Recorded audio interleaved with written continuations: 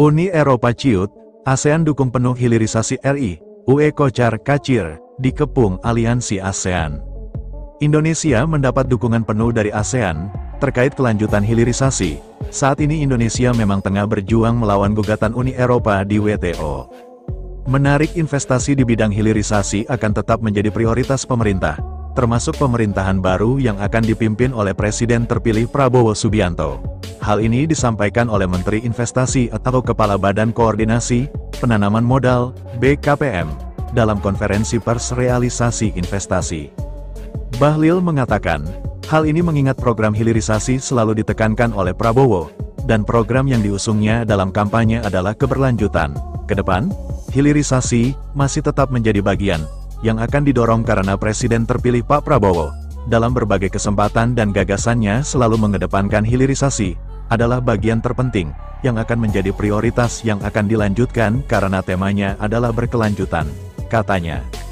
Kementerian Investasi mencatat, realisasi investasi di bidang hilirisasi mencapai 75,8 triliun pada kuartal pertama tahun ini, atau setara dengan 18,9% dari total realisasi investasi periode tersebut, yang mencapai 401,5 triliun.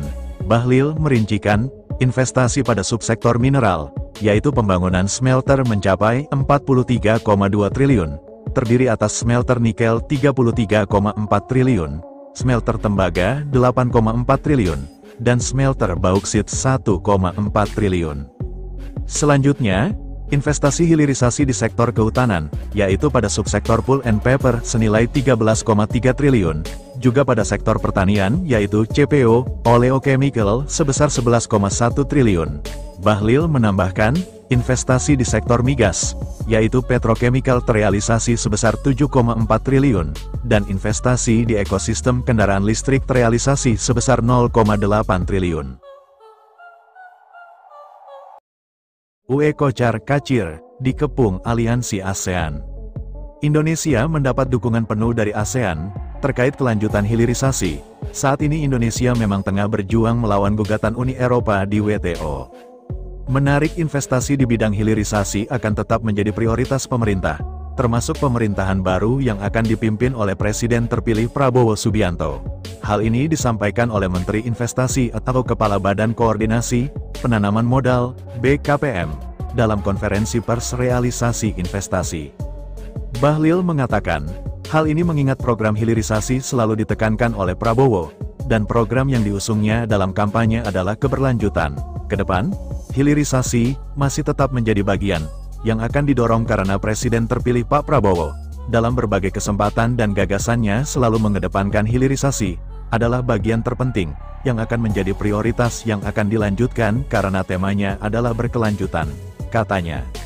Kementerian Investasi mencatat, realisasi investasi di bidang hilirisasi mencapai 75,8 triliun pada kuartal pertama tahun ini, atau setara dengan 18,9% dari total realisasi investasi periode tersebut, yang mencapai 401,5 triliun.